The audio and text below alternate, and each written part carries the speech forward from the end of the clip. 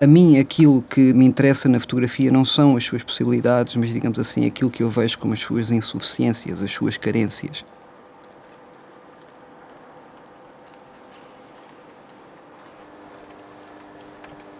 Eu creio que o motivo pelo qual eu trabalho unicamente com fotografia é porque eu tenho um interesse muito particular pelo fotográfico, pela condição do fotográfico.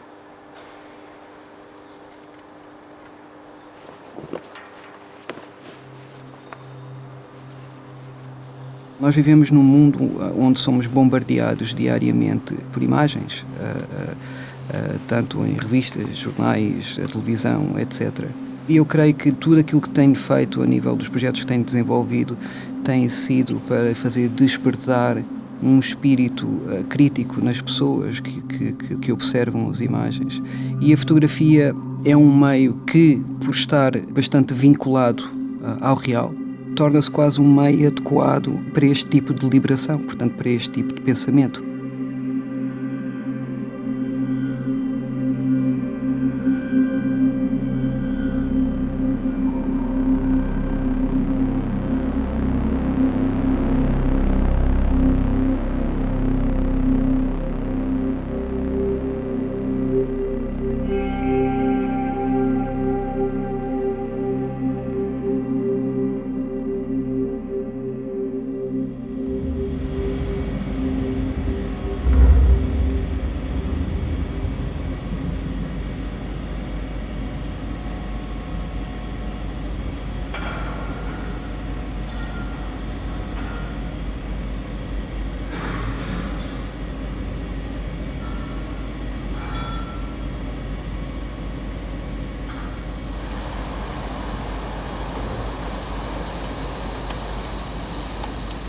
As minhas fotografias dependem do legado, da capacidade histórica da fotografia, para tornar cada espaço credível.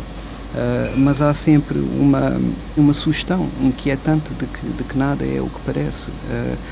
E este processo de revelação lento e de manipulação, e portanto e de noção de manipulação temporal, é crucial para a obra.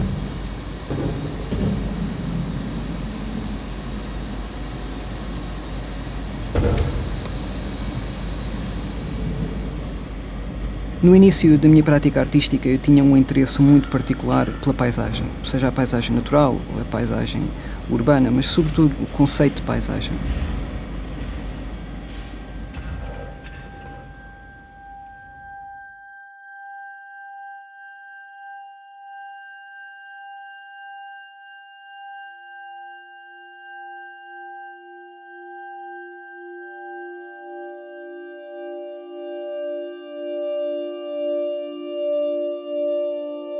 Eu organizei expedições diferentes à Islândia e a ideia era visitar os locais durante o inverno, em alturas em que não eram frequentados, e também selecionar locais bastante remotos, bastante distantes, para recriar ao máximo possível as primeiras condições em que eram efetuados os estudos topográficos.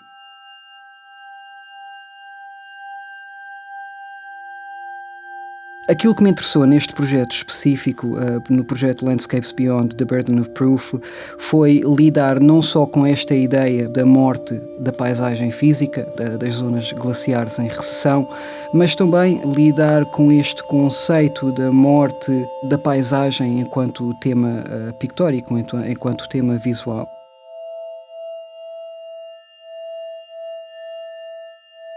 E creio que o mesmo se pode dizer relativamente ao projeto The Rehearsal of Space, onde fotografei fogos florestais em Portugal.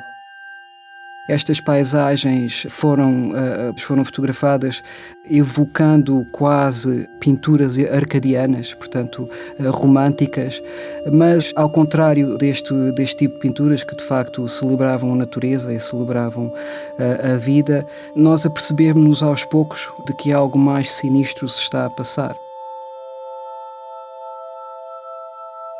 Nem sempre é perceptível que estou a fotografar fogos florestais, de forma que essa ambiguidade é importante no contexto do trabalho.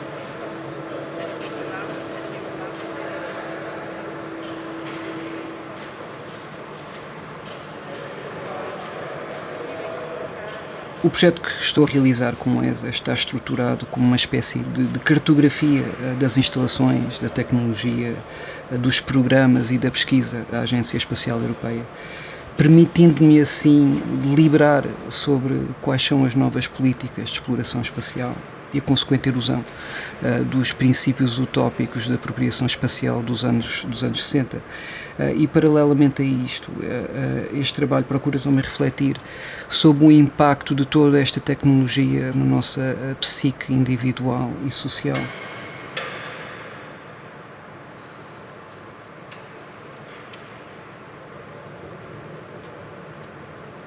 O que está representado nestas imagens não são apenas os meios e mecanismos que nos permitem explorar o mundo, o planeta, o cosmos, mas também que nos permitem sonhar.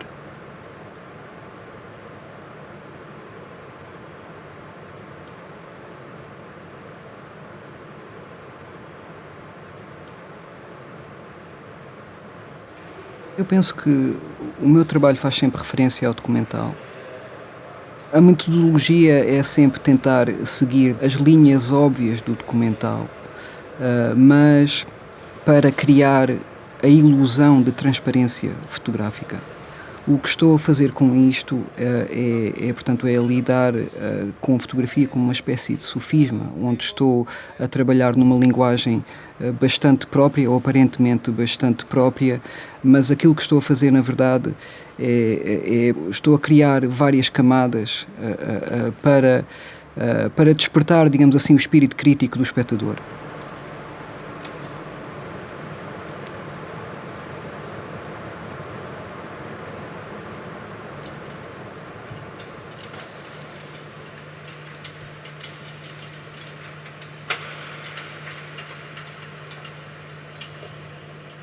Eu, quando acabei o mestrado, passei bastantes anos a estudar a expansão da cidade moderna, a expansão das zonas periféricas e a forma como todo este processo afetava o nosso entendimento da cidade fragmentária.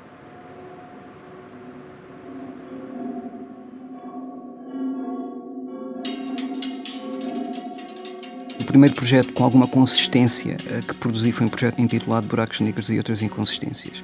E estava centrado em torno de uma questão também bastante simples, que era, se já não somos capazes de definir o que é uma cidade, como é que nos havemos de relacionar com ela?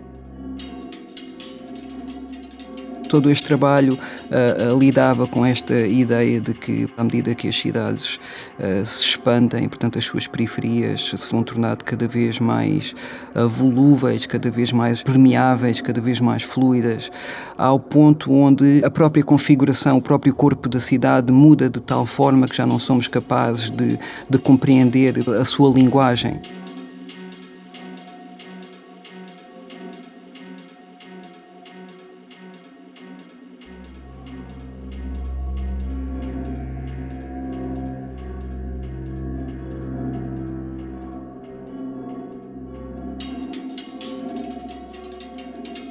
As minhas inspirações nunca vieram propriamente num campo estrito da fotografia. Por exemplo, a escola de Düsseldorf sempre teve um impacto interessante na minha formação. Portanto, sempre me interessei um pouco por essa maneira de abordar o mundo.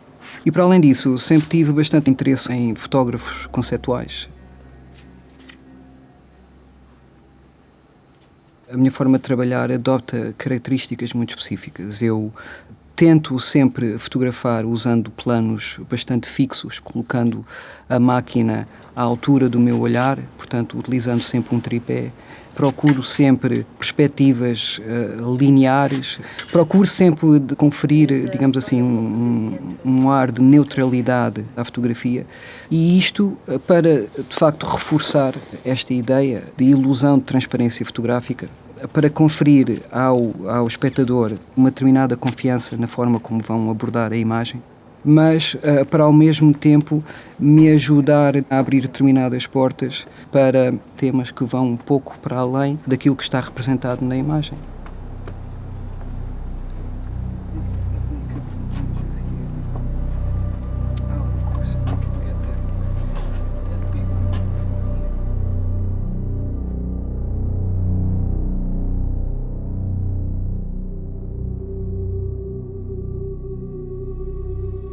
O projeto The Accidental Theorist foi fotografado integralmente na costa lisboeta.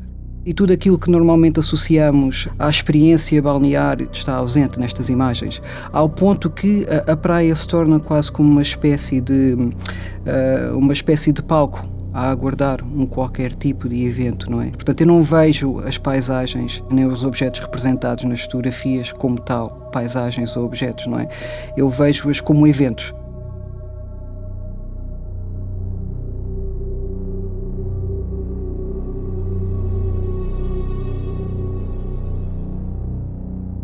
Se tomarmos em atenção muitos dos projetos que produzi nos últimos anos, vamos ver que há pelo menos uma pessoa que aparece, talvez numa fotografia, no contexto de um corpo de trabalho bastante mais tenso.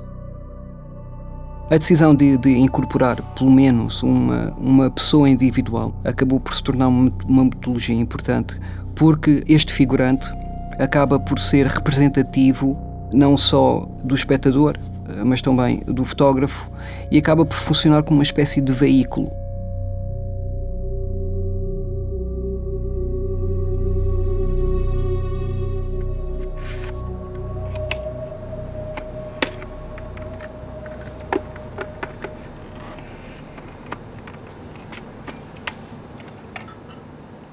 Os temas para os meus projetos surgem de formas variadíssimas. Nunca há propriamente uma fonte de inspiração específica.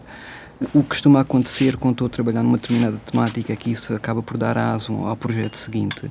Há uma linha, digamos assim, há uma linha de continuidade que de facto une os projetos todos, e essa linha, por norma, tende a ser o espaço urbano, o espaço contemporâneo, a fotografia, a condição do fotográfico.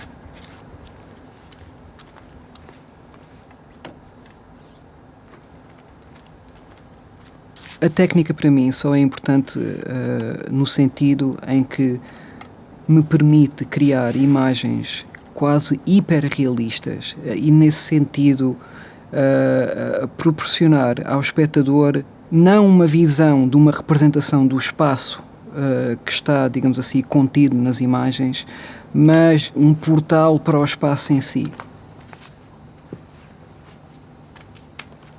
Eu só trabalho em grande formato hoje em dia e creio que não utilizo qualquer outro formato desde talvez 1998.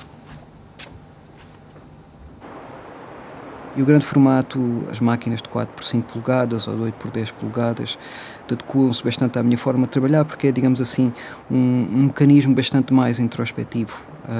Obriga o fotógrafo, o artista, a pensar naquilo que está a fazer. Portanto, há um processo de seleção logo no próprio ato de fotografar.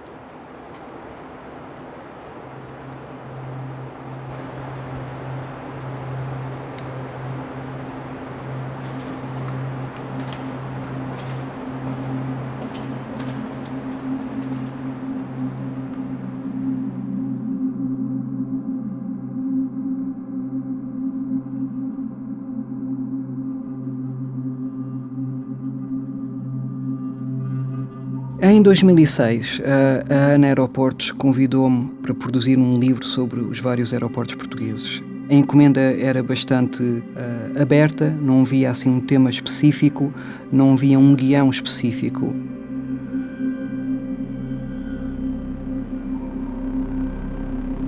Em 2008, decidi regressar a um número bastante restrito de aeroportos nos Açores e acabei por fotografar somente no aeroporto de Santa Maria. Este aeroporto não só teve, digamos assim, uma função bastante importante na história mundial, tem sido utilizado como uma base militar na Primeira e Segunda Grande Guerra, como também no contexto da história da aviação, tendo sido utilizado como uma base obrigatória para os voos transatlânticos até 1970. E por causa disso, creio eu, tem um lado ar. Portanto, um lado ar é a designação da área onde costumam ficar as pistas, as plataformas de estacionamento dos aviões, que é comparável com alguns dos grandes aeroportos europeus.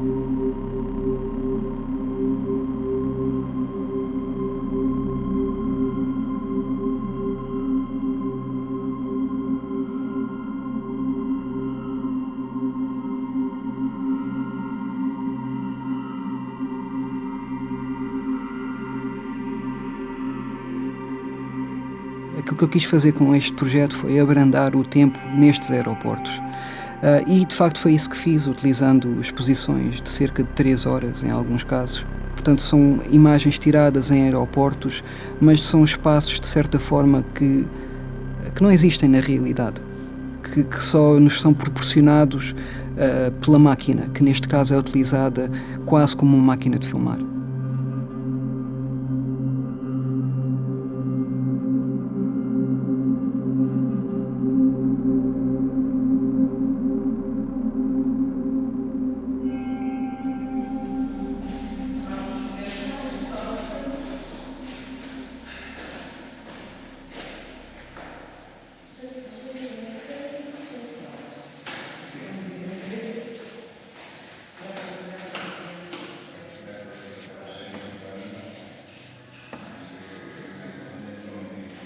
Os processos digitais refletem-se de forma diferente em projetos diferentes, que vão desde a utilização mais básica, mais simples, portanto de restauro, à utilização um bocadinho mais sofisticada, no sentido de construir, de colocar, de inserir, de eliminar.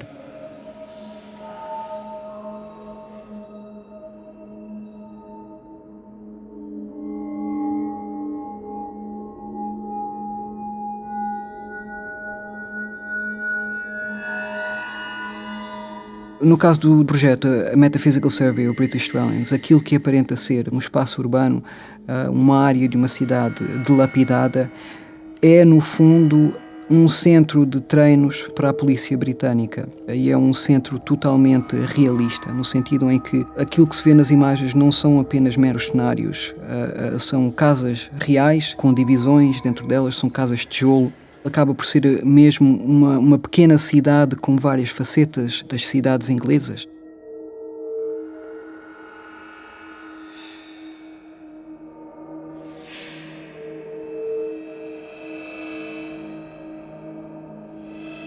Um outro projeto onde é questionada, digamos assim, as expectativas do espectador é o trabalho intitulado Dwarf Exoplanets and Other Sophisms. Este projeto aparenta representar planetas extrasolares anões.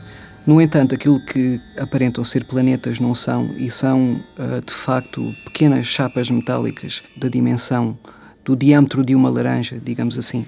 E foram chapas metálicas que colecionei durante várias visitas que fiz a um reservatório de gás em Inglaterra, quando o estava a fotografar. E quando entram em contacto portanto, com o ar, com a água, com as condições atmosféricas, criam reações químicas que, de facto, produzem efeitos visuais incríveis.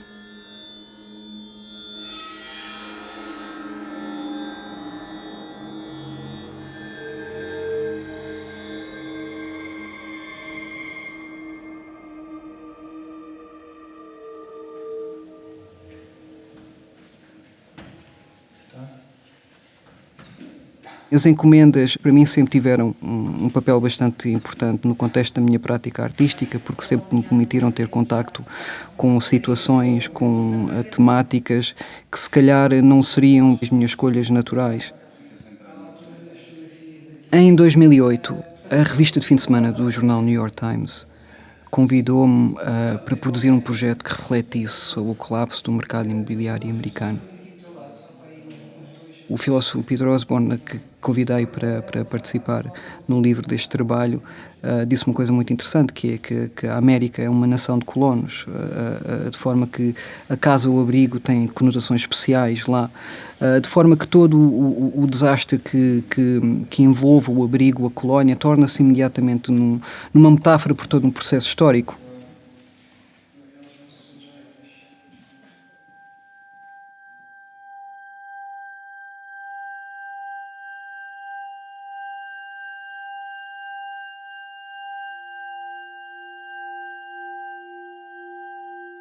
A maior parte destas casas estavam em processo de construção e acabaram por ser abandonadas por razões diversas, de forma que eu acabei por fotografá-las numa altura em que quase que se podia dizer que não tinham dono. Tinham acabado de ser abandonadas pelos empreiteiros e o banco ainda não tinha tomado posse delas.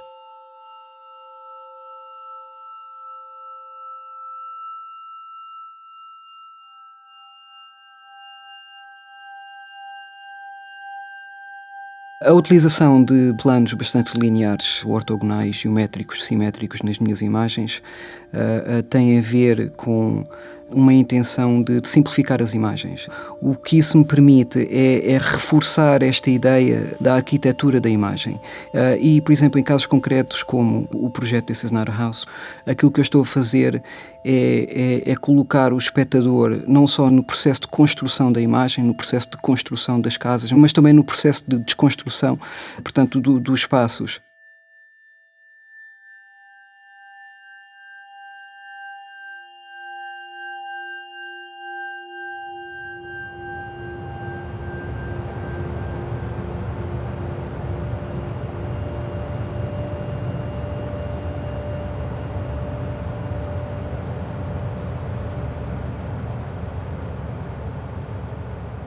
Na sequência do trabalho que eu realizei nas barragens e nas centrais hidroelétricas portuguesas, apesar de ter visitado todas as centrais térmicas da EDP, decidi logo cedo que deveria, portanto, fazer a central do Carregado e de Setúbal. E isto porque uma está descomissionada e a outra está prestes a ser desativada. E foi isto mesmo que me interessou. Creio que poucos de nós nos apercebemos que estes espaços altamente tecnológicos também têm um ciclo de vida limitado. E toda esta tecnologia, todo este equipamento está quase que despojado, não é, de razão de ser e de sentido.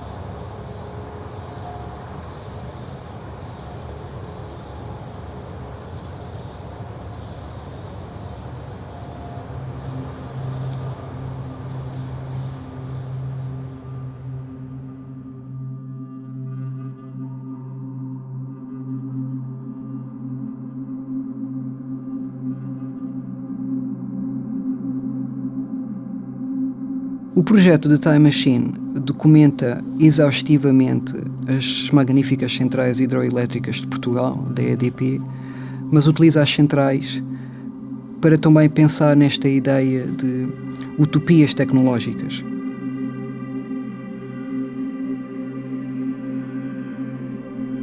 Se compararmos, por exemplo, a arquitetura de algumas destas centrais mais antigas às mais recentes, torna-se imediatamente claro, imediatamente perceptível que elas eram muito mais do que meros projetos económicos. Elas eram também projetos sociais e, aliás, procuravam ser expoentes máximos daquilo que hoje em dia associamos à ideologia do moderno.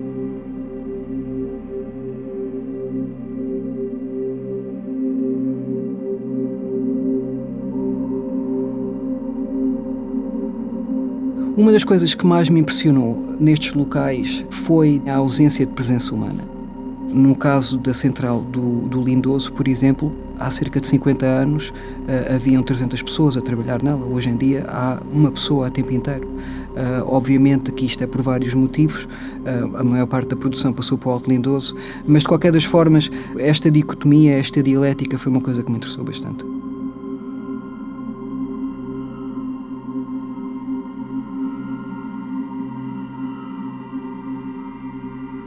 Eu vejo a minha fotografia como uma espécie de reflexão sobre a condição do contemporâneo, portanto, sobre a forma como nos relacionamos com o espaço que nos rodeia, sobre a forma como influenciamos o mesmo e como este nos influencia a nós. E, para além disto, eu creio que o meu trabalho reflete também sobre a condição do fotográfico. Portanto, em suma, eu creio que se poderia dizer que o meu trabalho articula estratégias digitais e analógicas, realismo e ficção para não só questionar a nossa posição neste mundo, mas também para questionar as convicções, talvez as expectativas do espectador no processo, num ato de observação.